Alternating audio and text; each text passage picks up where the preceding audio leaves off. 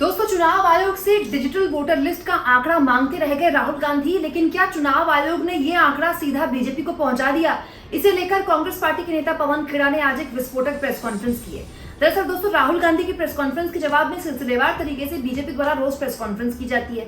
इसी की कड़ी में बीजेपी नेता अनुराग ठाकुर ने कल एक प्रेस कॉन्फ्रेंस की और अलग अलग सीटों, 6 अलग अलग सीटों का आंकड़ा जारी करके बताया कि अखिलेश यादव की सीट में इतने फर्जी वोट, प्रियंका गांधी की सीट में इतने फर्जी वोट, राहुल गांधी की सीट में इतने फर्जी वोट। इसे लेकर पवन खेड़ा ने आज एक विस्फोटक खुलासा कर दिया प्रेस कॉन्फ्रेंस में कि हमारे पास तो डिजिटल वोटर लिस्ट है नहीं, हमें तो 6 महीने लग गए लिस्ट को समझने में, पढ़ने में।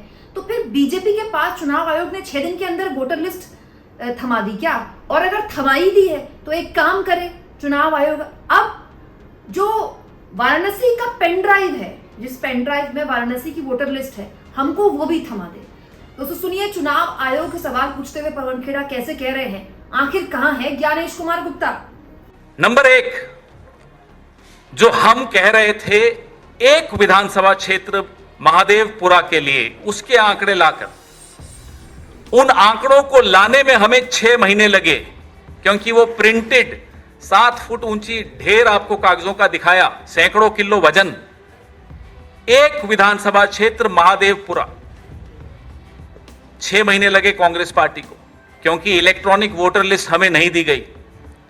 अनुराग ठाकुर बीजेपी के सांसद 6 लोकसभा क्षेत्रों का 6 दिन में सारे आंकड़े उनको मिल गए। बताइए कैसे मिले?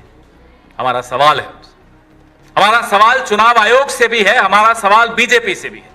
जब ये आंकड़े हैं आपके पास, जब इलेक्ट्रॉनिक वोटर लिस्ट है आपके पास, तो कांग्रेस को क्यों नहीं मिलती, विपक्ष को क्यों नहीं मिलती? अचानक कैसे मिल गई? हमें एक विधानसभा क्षेत्र के 50 बूथ के आंकड़े पढ़ के समझने में, पूरा आपके सामने प्रेजेंटेशन बनाने में 6 महीने लगे। 6 दिन में 6 लोकसभा क्षेत्रों के आंकड़े में बार बार दोहरा रहा हूं, क्योंकि बहुत महत्वपूर्ण बिंदु है। इनको कैसे मिले? मतलब है चुनाव आयोग के पास, मतलब बीजेपी के पास है, विपक्ष के लिए नहीं है, जनता के लिए नहीं है, मीडिया के लिए नहीं है, सिर्फ और सिर्फ सत्तारूढ़ दल के लिए है। जो कल आंकड़े अनुराग ठाकुर ने आप सबके सामने रखे, वो एक आपराधिक सबूत है, एविडेंस ऑफ क्राइम। हम मांग करते हैं अनुराग ठाकुर से कि वो आपराधिक सबूत हमें दे दिया जाए, सारे आंकड़े हमें सुपुर्द कर दिए जाएं, क्योंकि अब आपका अपराध साबित हो चुका है। यह आपकी मिलीभगत चुनाव आयोग से तो आपने खुद साबित कर दी। अब तक तो लोगों के मन में शंकाएं थी, आपने उन शंकाओं को तथ्यों के सहारे भरोसे में बदल डाला। अब लोगों को भरोसा है कि यह मिलीभगत चल रही है।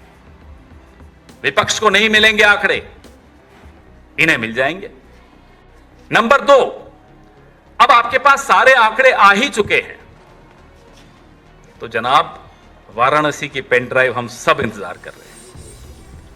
प्रियंका गांधी वाड्रा जी के लोकसभा क्षेत्र के लिए अनुराग ठाकुर जी हंसते हुए, उछलते हुए बोलते हैं, देखिए 93,000 फर्जी वोट।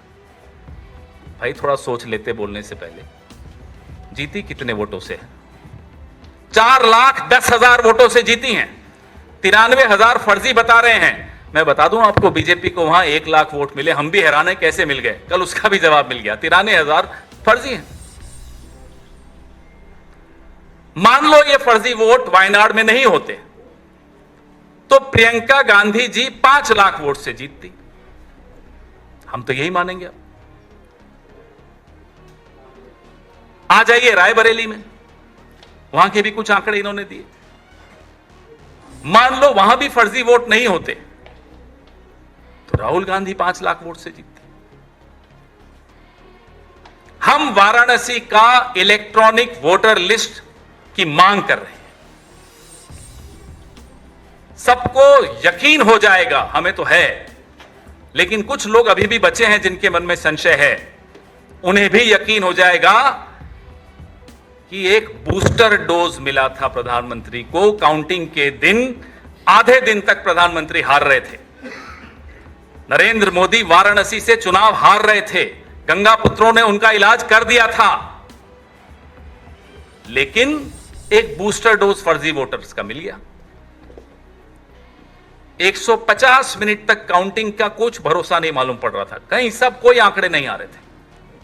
अचानक वापस से आंकड़े शुरू हुए और प्रधानमंत्री जीत की ओर अग्रसर हो गए। 1 लाख वोटों से जीते।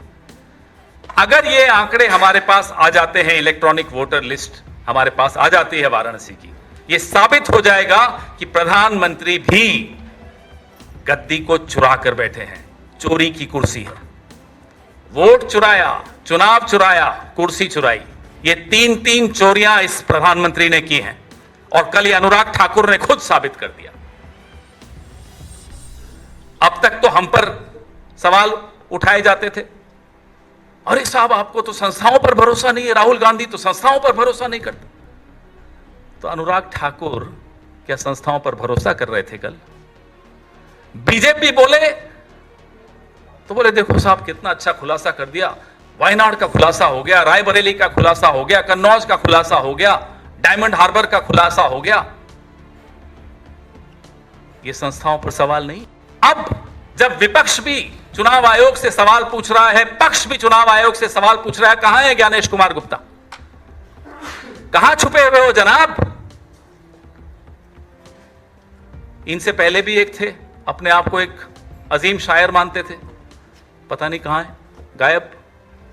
राजीव कुमार, पता ही नहीं, कोई कहता है माल्टा चले गए, मैं नहीं मानता माल्टा गए, कहीं वोट बना दिया होगा किसी कॉन्स्टिट्यूएंसी में, हो सकता है कॉन्स्टिट्यूशन क्लब की वोटर लिस्ट में भी उनका नाम हो। जिस तरह से चुनाव आयोग चल रहा है वो आपके सामने, जो मिली भगत है वो कल अनुराग ठाकुर ने एक्सपोज कर दी। जो डबल स्टैंडर्ड्स हैं वो अनुराग ठाकुर ने और चुनाव आयोग ने, दोनों ने एक्सपोज कर दी। सवाल वैसे के वैसे। आज पूरे देश में यह नारा, हर गली गली में यह नारा गूंज रहा है, वोट चोर गद्दी छोड़। पूरे देश में आज मशाल जुलूस निकल रहा है। यह अब जनता का आंदोलन बन चुका है। यह राहुल गांधी का आंदोलन नहीं है, कांग्रेस पार्टी का आंदोलन नहीं है, इंडिया अलायंस का आंदोलन नहीं है, यह इस देश के एक एक वोटर का आंदोलन है। कल जो प्रेस वार्ता हुई उससे साबित हो गया कि पिछला लोकसभा चुनाव फर्जी वोट्स के आधार पर फर्जी वोटर लिस्ट के आधार पर हुआ था। तो क्या वो चुनाव फर्जी नहीं माना जाएगा? क्या उस चुनाव को रद्द नहीं घोषित कर देना चाहिए? ये हम कांग्रेस पार्टी मांग करती है।